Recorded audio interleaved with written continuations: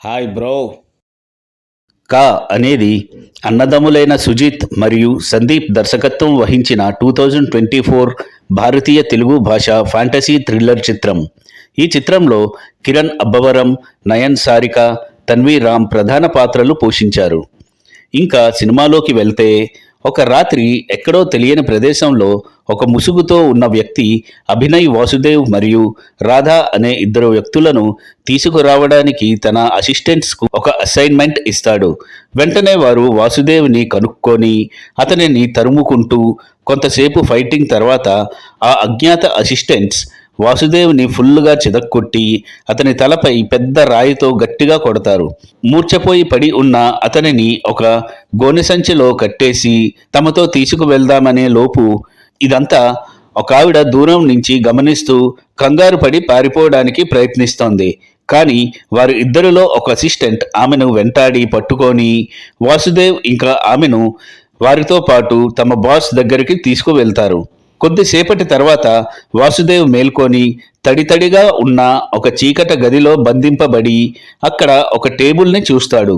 దానిపైన ఒక విచిత్రమైన గడియారం ఉంటుంది. దానిపై చెక్కబడిన సింబల్స్ను అతను వింతగా, కొంత ఆసక్తికరంగా, ఇంకా ఆశ్చర్యంగా చూస్తాడు. కొంత సమయం తర్వాత ముసుగు ధరించిన ఆ బాస్ గదిలోకి ప్రవేశించి వాసుదేవ్ను 1977లో అభిద్ షేక్ అనే వ్యక్తికి పంపిన కొన్ని ఉత్తరాలను వాసుదేవ్ చదివాడని, అసలు ఆ ఉత్తరంలో ఏముందని ఆ సంఘటన గురించి ఇంటరాగేషన్ చేయడం ప్రారంభిస్తాడు. వాసుదేవ్ సమాధానముగా దాని గురించి తనకు ఏమీ తెలియదని, అసలు తనకు ఏమీ గుర్తులేదని చెప్తాడు.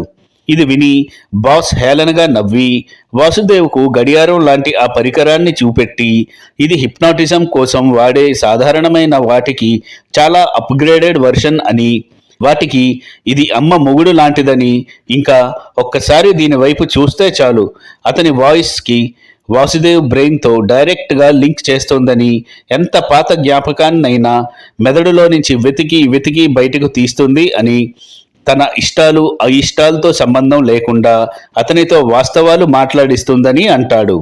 ఇది విని వాసుదేవ్ దాని వైపు చూడగానే పరికరం దాని పనిని ప్రారంభిస్తోంది. వాసుదేవ్ను తన గతం గురించి ఆలోచించేలా చేస్తోంది.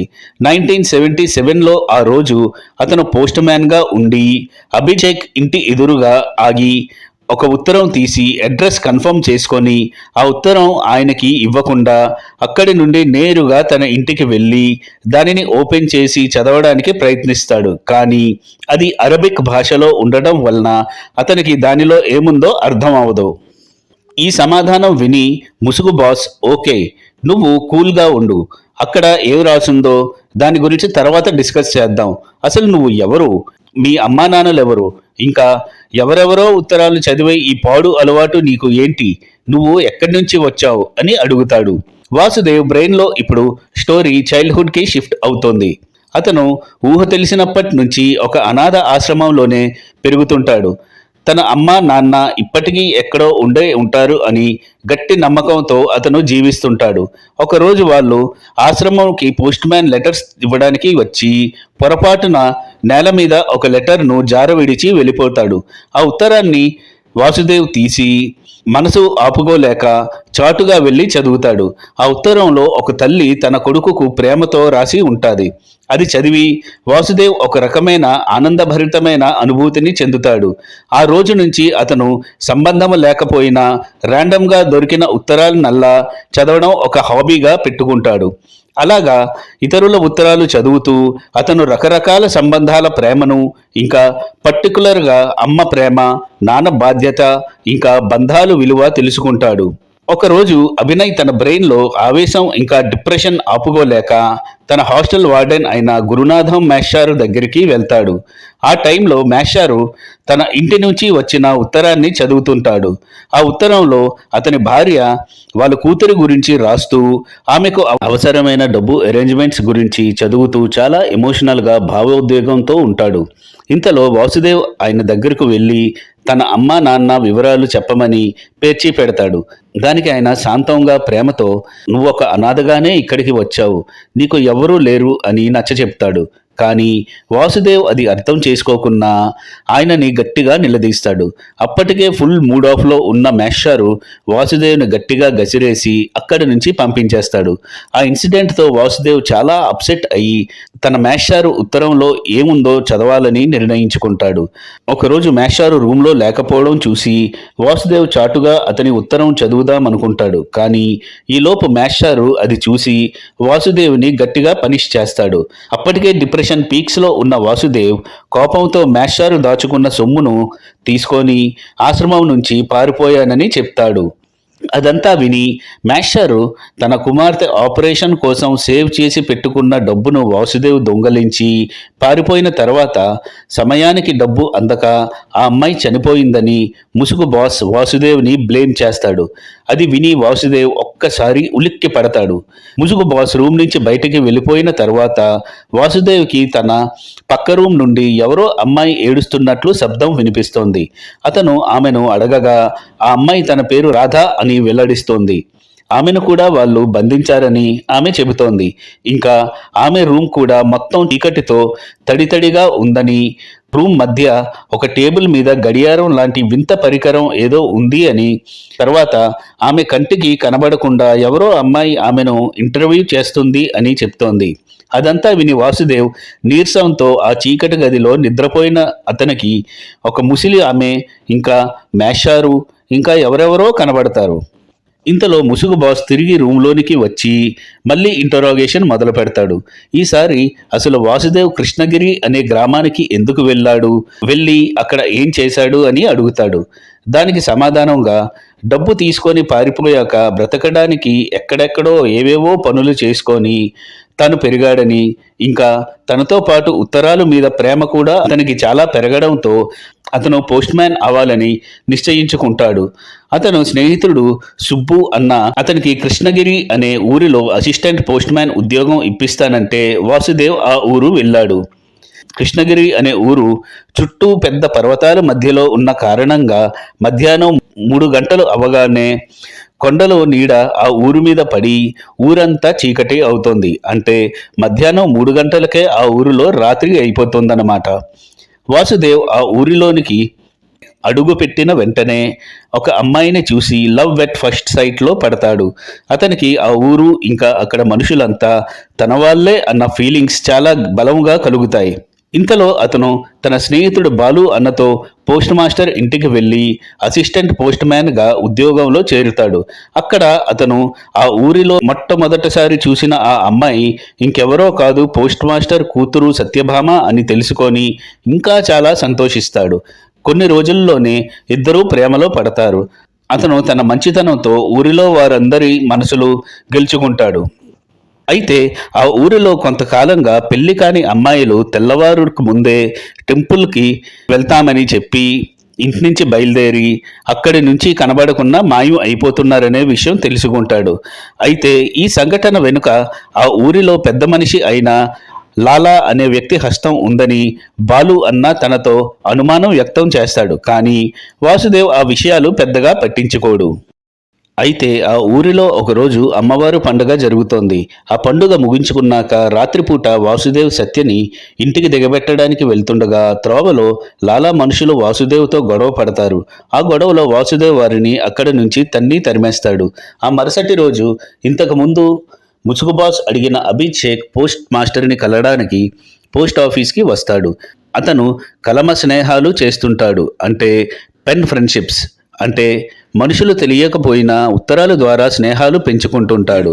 అయితే పొరపాటున అతని చేతిలో పెన్ను కిందని జారి పడిపోతుంటే వాసుదేవ్ దానిని పట్టుకొని తీసి మళ్ళీ అతని చేతికి అప్పు చెబుతాడు.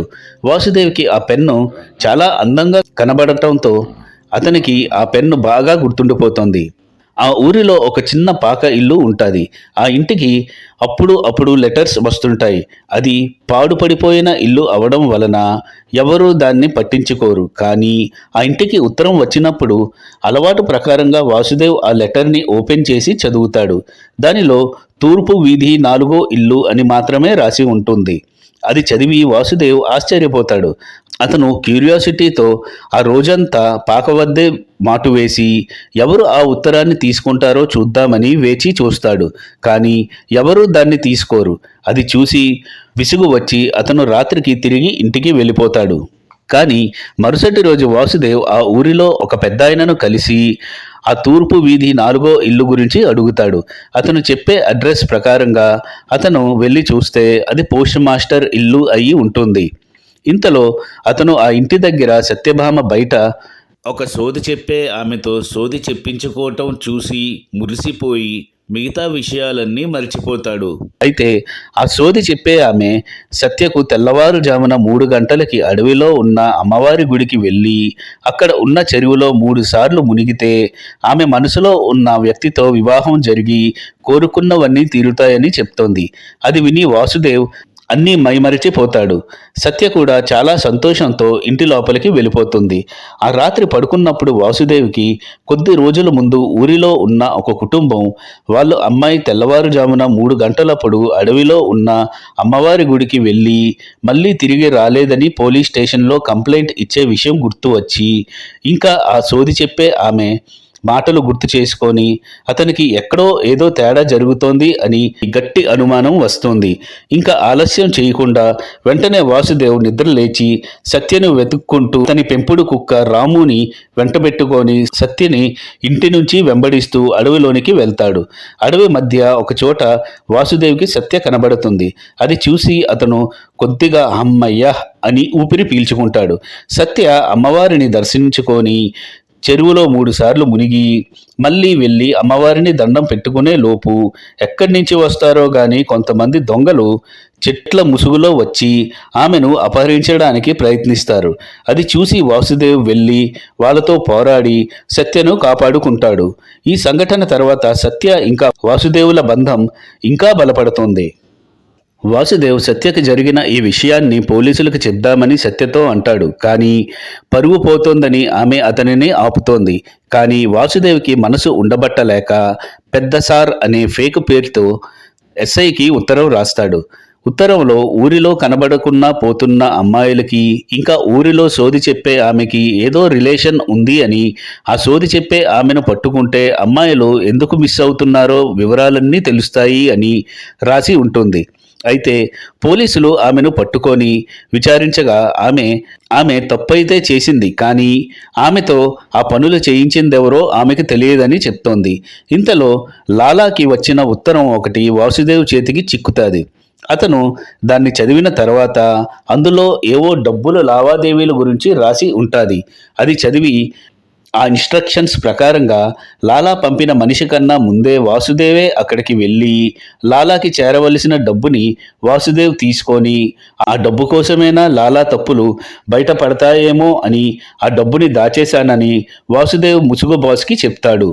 అయితే లాలా పంపిన మనిషి ఉత్తి చేతులతో వెళ్ళినప్పుడు లాలాకి అతనిపై అనుమానం ఇంకా కోపం వచ్చి ఆ మనిషిని చంపేస్తాడు.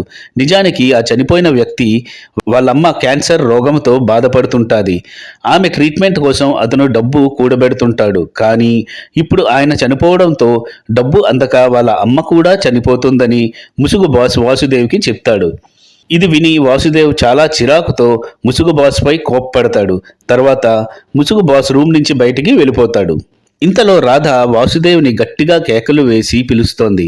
పిలిచి తన రూమ్లో ఒక చిన్న వెంటిలేటర్ ఉంది అని చెప్తోంది. ఏదో రకంగా టేబుల్ పైకి ఎక్కి చూస్తే బయట ఏముందో తెలుస్తుంది అని సలహా ఇస్తుంది.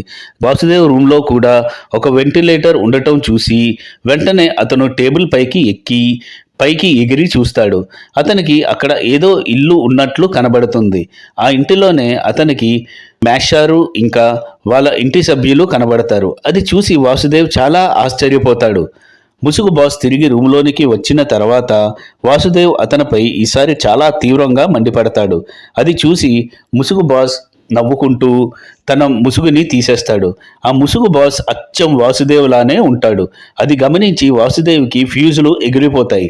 అతనికి అసలు అక్కడ ఏమి జరుగుతుందో ఏమీ అంచనాకి రాలేకపోతాడు. అప్పుడు ముసుగు బాస్ వాసుదేవ్కి ఇంకా 2 రోజులు అతను కోఆపరేట్ చేస్తే చాలు, ఆ తర్వాత అతన్ని వదిలేస్తానని హామీ ఇచ్చి బాగా ఆలోచించుకోమని చెప్పి అక్కడి నుంచి వెళ్ళిపోతాడు. ఇప్పుడు స్టోరీ వయసు అయిపోయిన రామనాథం మాస్టారు వైపు స్విచ్ అవుతోంది. అతను తన కుమార్తె మరణం తర్వాత మరొక అమ్మాయిని దత్తత తీసుకుంటాడు. అతని దత్తపుత్రిక ఇప్పుడు గర్భవతి మరియు ఆమె గ్రామానికి వచ్చి పుట్టింట్లో ఉంటుంది. ఇంకా ఆమె భర్త వేరే ఊరిలో ఉద్యోగం చేస్తుంటాడు. ఇది ఇలా ఉండగా వాసుదేవ్కు ఉన్న పక్కవారి ఉత్తరాలు చదివే అలవాటు వల్ల ర్యాండమ్గా ఒక ఉత్తరం చదువుతాడు. ఆ ఉత్తరం ఒక అన్న తన తమ్ముడికి రాసి ఉంటాడు. అందులో కోర్టు బయట ఎవరినో నరికి చంపాలని ఒక వ్యూహం రచించి రాసి ఉంటుంది. అది చదివి వాసుదేవ్ ఆ వ్యక్తిని ఎలాగైనా రక్షించాలని నిర్ణయించుకుంటాడు. అయితే వాసుదేవ్ అనుకున్నట్లు కోర్టు బయట వారితో పోరాడి మొత్తానికి ఆ మనిషిని కాపాడి తనతో తీసుకువెళ్ళిపోతాడు. వాసుదేవ్ ఇవన్నీ చీకటి గదిలో ఆలోచిస్తుండగా ముసుగు బాస్ అక్కడికి వస్తాడు. వచ్చి నువ్వు అతనిని కాపాడి మళ్ళీ నువ్వే అతనిని ఎందుకు చంపావో చెప్పు అని వాసుదేవ్తో మాట్లాడుతుండగా పక్క రూమ్లో రాధ ఏడుస్తుండడం వాళ్ళకి వినబడుతుంది. ఇంతలో వాసుదేవ్ ముసుగు బాస్ని అసలు రాధ ఎందుకు ఏడుస్తోంది అని అడుగుతాడు. దానికి సమాధానంగా అదేదో నువ్వే అడిగి తెలుసుకో అని చెప్పి ముసుగు బాస్ అక్కడి నుంచి వెళ్ళిపోతాడు. రాధ వాస్తవానికి చిన్నప్పటి నుంచి కృష్ణగిరిలోనే పుట్టి పెరిగి ఉంటుంది. ఆమె చిన్నతనంలోనే తల్లిదండ్రులు చనిపోతారు. ఆమెకు 2 అన్నలు. పెద్దన్న మిగతా ఇద్దరిని ఇంటి వద్దే వదిలేసి దేశాలు పట్టి తిరుగుతుంటాడు. చిన్నన్న మద్యానికి బానిస అయి ఎప్పుడూ మద్యం త్రాగుతూ తూగుతూ ఇంటి వద్దనే పడి ఉంటాడు. రాధ అదే ఊర్లో స్కూల్ టీచర్గా పని చేసుకొని డబ్బులు సంపాదిస్తూ వాళ్ళ ఇంటిని పోషిస్తుంటుంది. ఆమె ఇంకా పెళ్లి చేసుకోదు. అయితే ఒకరోజు కృష్ణగిరి ప్రజలంతా ఆ ఊరి గుడి పూజారిని కలిసి పెళ్లి కాని అమ్మాయిలందరూ తెల్లవారుజామున కనబడకున్నా పోతున్నారనే విషయంపై చర్చిస్తారు. దానికి పూజారి ఆ ఊరి అమ్మవారికి ఘనంగా పండుగ చేసి ఆమెను సంతోషపెడితే పరిస్థితులన్నీ చక్కబడతాయని చెప్తాడు. అదే విధంగా ఊరంతా ఘనంగా పండగ జరుపుకుంటారు. పండగ అయిపోయి రాత్రిపూట అందరూ వారి ఇంట్లకి వెళ్తుండగా త్రోవలో ఇంతకు ముందు వాసుదేవ్ కోర్టులో కాపాడిన ఆ మనిషి రాధాను అడ్డగించి ఆమెతో అసభ్యంగా ప్రవర్తించడంతో ఆమె అతన్ని చెంపపై గట్టిగా కొట్టి అక్కడి నుంచి తన ఇంటికి పారిపోతుంది. కానీ అతను మాత్రం అవమానంతో రగిలిపోయి ఆమె ఇంటికి వెళ్ళి అక్కడ బయట ఉన్న తన అన్నని కొట్టి ఇంటి లోపలికి వెళ్ళి వంట వండుతున్న రాధాపై బలాత్కారం చేసి ఆమెపై ఉన్న కసి తీర్చుకున్నాడని ఏడుస్తూ రాధా వాసుదేవ్కి తన కష్టాలన్నీ చెప్పుకుంటోంది. ఇదంతా విని వాసుదేవ్ చాలా బాధతో కూడిన కోపంతో భావోద్వేగానికి గురి అవుతాడు. అతను అసహనంతో అలాంటి వాడిని బ్రతకనివ్వకూడదు, చంపేయాలి అని నిస్సహాయ స్థితిలో గట్టిగా అరుస్తాడు. ఇంతలో ఆ గడియారం లాంటి మెషిను దాని అంతటా అదే ఆన్ అవుతుంది. దాన్ని చూడగానే వాసుదేవ్కి జరిగిన పాత గాథ గుర్తుకు వస్తుంది. కొన్ని రోజుల ముందు వాసుదేవ్ కోర్టు బయట పోరాడి దుండగుల నుంచి కాపాడి తనతో తీసుకువెళ్లిన మనిషి కనబడతాడు. ఆ రోజు ఇద్దరూ కోర్టు నుంచి పారిపోయి ఒక నిర్మానుష్య ప్రాంతానికి వెళ్తారు. అక్కడ ఆ మనిషి వాసుదేవ్ పట్ల చాలా కృతజ్ఞతలు తెలియజేస్తాడు. అప్పుడు వాసుదేవ్ అతన్ని అసలు వాళ్ళు ఎందుకు చంపాలనుకుంటున్నారు అని అడుగుతాడు. దానికి ఆ మనిషి హేళనగా నవ్వుతూ తాను ఒక అమ్మాయితో బలవంతంగా సుఖపడ్డాడని, ఇంకా అమ్మాయికి 2 అన్నలు ఉన్నారని, వారే తనని చంపడానికి ప్రయత్నించారని చాలా క్యాజువల్గా చెప్తాడు. తన పేరు లాలా అని చాలా అహంకారంతో కూడా చెప్తాడు.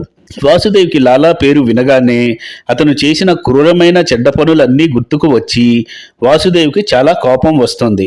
అతను నాది అనుకున్న ఊరికి నేను చేసే మంచి ఇదే అని లాలాని ఏమాత్రం కనికారం చూపించకుండా చంపేశానని తనలాగే ఉన్న ముసుగు బాస్కి చెప్తాడు. ఇంకా ఇంత మంచి అమ్మాయి అయినా రాధాని అసలు ఎందుకు కిడ్నాప్ చేశారు అని వాసుదేవ్ ముసుగు బాస్ని చాలా గట్టిగా నిలదీస్తాడు.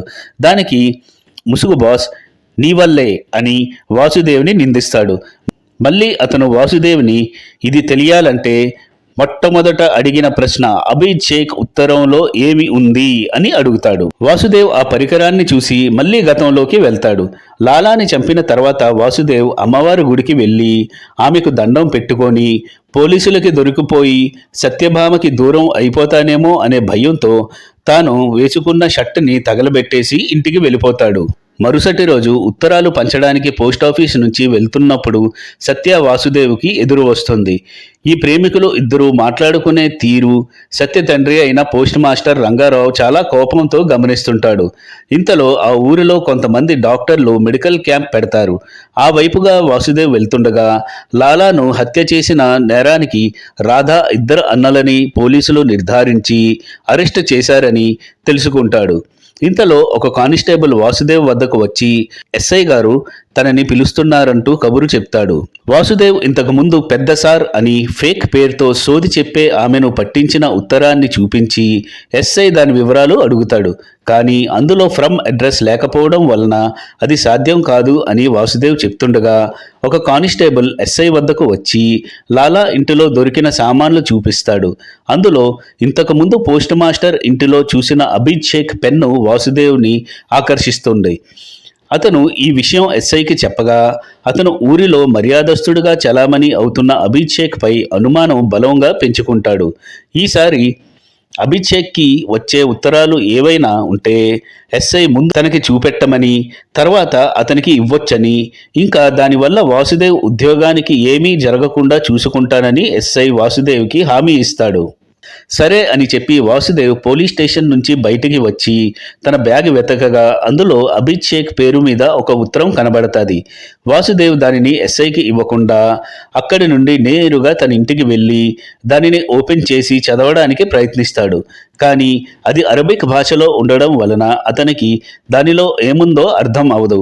ఇంతలో సత్య తండ్రి అయిన పోస్ట్ మాస్టర్ రంగారావు అక్కడికి వచ్చి వాసుదేవ్ని తన కుక్క రాముతో పోల్చుతూ చాలా చులకనగా మాట్లాడి వాసుదేవ్ని జాబ్లో నుంచి తీసేసినట్లు ప్రకటించి అతను గాని మళ్ళీ సత్యభామతో ప్రేమ అంటూ వాళ్ళ ఇంటి చుట్టూ కనబడితే తాను చనిపోతానని బెదిరించి అక్కడి నుంచి వెళ్ళిపోతాడు. పాపం వాసుదేవ్ ఈ గందరగోళం విషాద పరిస్థితుల్లో పడి ఉత్తరం సంగతి మర్చిపోతాడు. చాలాసేపు తర్వాత అతనికి ఆ ఊళ్ళో ఒక ఫకీర్ బాబా గుర్తుకొస్తాడు. వెంటనే అతని దగ్గరికి వెళ్ళి ఆ ఉత్తరంలో ఏమి రాసుందో చదవమని కోరుతాడు. దానికి ఫకీర్ బాబా, ఇందులో 25వ తారీఖున ఈ ఊళ్ళో రాధా అనే అమ్మాయిని ఎత్తుకు వెళ్తారని రాసుంది బేటా.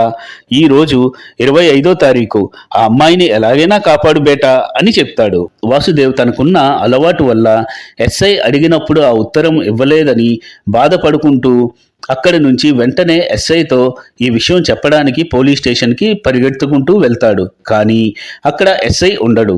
ఆ కానిస్టేబుల్ ఎస్ఐ గారు ఎక్కడో వేరే బందోబస్తు డ్యూటీకి వెళ్లారని చెప్తాడు. దాంతో ఏమి చేయాలో తోచగా వాసుదేవ్ ఉత్తరాన్ని ఆ కానిస్టేబుల్కి ఇచ్చి లాలా ఇంకా అభిద్ షేక్ల రిలేషన్ గురించి చెప్పి ఆ రాధా అనే అమ్మాయిని ఎలాగైనా కాపాడుకుందాం అని వేడుకుంటాడు. తాను అభిద్ షేక్ ఇంటికి వెళ్తున్నానని కానిస్టేబుల్ని ఊరిలో ఉన్న జనానందరినీ కూడబెట్టుకొని అక్కడికి రమ్మని చెప్పి ఆవేశంలో అక్కడి నుంచి అభిద్ షేక్ ఇంటికి వెళ్తాడు. అక్కడి నుంచి జస్ట్ బయలుదేరే ముందే సత్య అతనికి ఎదురు వచ్చి ఇంట్లో వీళ్ళ ప్రేమ విషయం తెలిసిపోయిందని అందుకు ఎక్కడికైనా పారిపోయి పెళ్లి చేసుకుందామని చెప్తోంది. దానికి వాసుదేవ్ ఈ విషయం గురించి ఇంట్లో వారికి ఎలాగైనా ఒప్పిద్దామని చెప్పి తన వల్ల ఒక పెద్ద తప్పు జరిగిందని అది సరిదిద్దుకోవడానికి వెళ్తున్నానని ఈ విషయం గురించి తర్వాత డిస్కస్ చేద్దామని చెప్పి అక్కడి నుంచి అభిద్ షేక్ ఇంటికి వెళ్తాడు. అక్కడ ఆ ఊరిలో మెడికల్ క్యాంప్ పెట్టిన డాక్టర్ ఆధ్వర్యంలో అభిద్ షేక్, లాలా ఇంకా కానిస్టేబుల్ ఈ నలుగురు కలిసి ఊరిలో అమ్మాయిలనందరినీ కిడ్నాప్ చేసి ఇతర దేశాలకు తరలిస్తూ ఒక రాకెట్ నడుపుతున్నారని తెలుసుకుంటాడు. ఇంతలో చనిపోయిన లాలా మినహా మిగతా ఈ ముగ్గురు కలిసి ఊరంతా తగలబెట్టి అమ్మాయిలందరినీ కిడ్నాప్ చేసి తరలిస్తుండగా వాసుదేవ్ వారికి అడ్డుపడి ఆ గొడవలో అభిద్ షేక్ని చంపేస్తాడు. విపరీతంగా గాయాలతో ఉన్న రాధాని కాపాడే ప్రయత్నం చేస్తుండగా ఆ డాక్టర్ వాసుదేవ్ని ఇంకా రాధాని పిస్టల్తో కాల్చి చంపేస్తోంది. ఇప్పుడు ఆ చీకటి రూమ్లో వాసుదేవ్కి ముసుగు బాస్కి మధ్య గొప్ప సంఘర్షణ ఇంకా పీకులాట జరుగుతుంది. బాస్ వాసుదేవ్ని బయటికి తోసేస్తాడు. ఇంతలో గర్భవతిగా ఉన్న రామనాథం మాస్టారు కుమార్తె ఒక కొడుకుకి జన్మనిస్తోంది. ఇంకా కొద్దిసేపటి తర్వాత ఆమె ఇంకో అమ్మాయికి కూడా జన్మనిస్తోంది. ఇప్పుడు మనకి అర్థమయ్యే విషయం ఏమిటంటే ఇప్పుడు వరకు వాసుదేవ్ ఇంకా రాధ బంధింపబడి ఉన్న చీకటి గదులు రామనాథం మాస్టారు పెంచుకున్న కుమార్తె పొట్టలోనే అని తెలుస్తోంది. ముసుగు బాస్ ఇంకెవరో కాదు, వారి అంతరాత్మ అని అర్థమవుతోంది. ఈ జన్మలో వాళ్ళు చేసిన కర్మలన్నటికి లెక్కలు చెప్తున్నారని మనకి తెలుస్తోంది. వాళ్ళు ఇద్దరూ కవల పిల్లలుగా అన్నా చెల్లెల రూపంలో వారి కర్మలు ఇంకా రుణానుబంధం కారణంగా రామనాథం మేస్టారు ఇంట్లో జన్మించారని మనకి తెలుస్తోంది. కా అంటే సౌల్ అంటే అంతరాత్మ అని అర్థం. మీకు కానీ ఈ వీడియో నచ్చితే లైక్ చేసి సబ్స్క్రైబ్ చేసి ఇంకా షేర్ చేయండి బ్రో. Thanks for watching.